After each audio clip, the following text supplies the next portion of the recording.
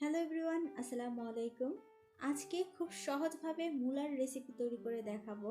মূলা তরকারি আমরা অনেকেই অনেকভাবে রান্না করে থাকি, তবে অনেকে মূলার গন্ধের জন্য রান্নাটা খেতে চান না। তাদের জন্য আজকের রেসিপি কিছু টিপস আমি শেয়ার করব, যাতে করে মূলা পানসে না লাগে এবং এর মধ্যে কোনো গন্ধ না থাকে।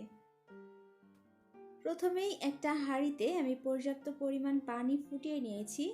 এইবার আমি মূলাগুলো দিয়ে দেব, আর মূলাগুলো কিভাবে কেটেছি দেখতেই পারছেন।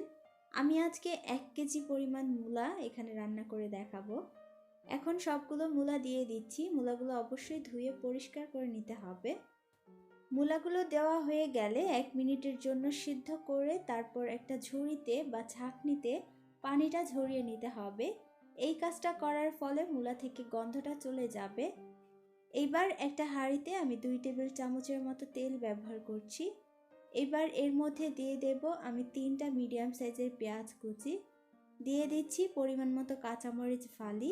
মূলা কিন্তু সবসময় কাঁচামরিচের ঝালে রান্না করতে হয়। দিয়ে দিচ্ছি পরিমাণ মতো লবণ।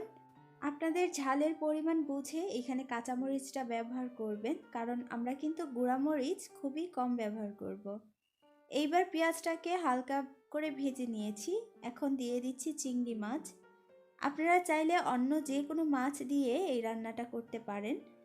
মাছটাকে 1 মিনিটের মতো ভেজে নেব। অবশ্যই নেড়ে দিবেন যাতে নিচে লেগে না যায়। ভাজা হয়ে গেলে 1 চা চামচ হলুদের গুঁড়া এবং হাফ চামচ থেকে একটু কম মরিচের গুঁড়া দিয়ে দিলাম। আজকে আমরা কিন্তু এক্সট্রা কোনো মশলা ব্যবহার করব না, হলুদ মরিচ দিয়েই এই মূলাটা রান্না করে দেখাবো। এতেই কিন্তু এই মূলা তরকারিটা খেতে বেশ দারুণ লাগে। এবার অল্প একটু পানি দিয়ে দিলাম। পানিটা দিয়ে এই মশলার মধ্যে চিংড়িটাকে খুব ভালো করে কষিয়ে নিতে হবে। যখন তেলটা এরকম ভেসে উঠবে তখন সেই ঝরিয়ে নেওয়া মূলাগুলো দিয়ে দেব। মূলাটা দিয়ে খুব ভালো করে নেড়ে মশলার সাথে মিশিয়ে নেব। আরেকটা জিনিস খেয়াল রাখবেন, মূলা রান্নার ক্ষেত্রে যত কম পারেন যে মশলাগুলো আছে সেগুলো ব্যবহার করবেন, এতে করে মূলা খেতে ভালো লাগবে। আগেও আমরা লবণ ব্যবহার করেছি, এবার অল্প একটু লবণ দিয়ে দিলাম। এইবার এই মূলাগুলোকে ঢাকনা দিয়ে ঢেকে কষিয়ে নিতে হবে। কষানোর সময় কোনো পানি দেওয়ার প্রয়োজন নেই, কারণ মূলা থেকেই দেখবেন অল্প পরিমাণে পানি বের হবে। দেখুন মূলা থেকে কতটা পানি বের হয়েছে। এইবার এই পানির মধ্যেই মূলাগুলোকে কষিয়ে নিতে হবে। আর মূলা রান্নার ক্ষেত্রে আরেকটা টিপস হচ্ছে পানসে না লাগার, সেটা হচ্ছে পানি যত কম পারেন ব্যবহার করবেন। এই কষানোর মাধ্যমেই দেখবেন মূলাগুলো সেদ্ধ হয়ে যাবে। দেখুন, এই তো দেখলেন মূলাগুলো কিন্তু সেদ্ধ হয়ে গেছে। এইবার যতটুকু ঝোল প্রয়োজন আপনাদের, ঠিক ততটুকু ঝোলই ব্যবহার করবেন, বেশি দিতে যাবেন না। ঢাকনা দিয়ে ঢেকে কয়েক সেকেন্ডের জন্য জাস্ট আমি ফুটিয়ে নেব। তারপর এর মধ্যে পরিমাণ মতো ধনিয়া পাতা কুচি ব্যবহার করব।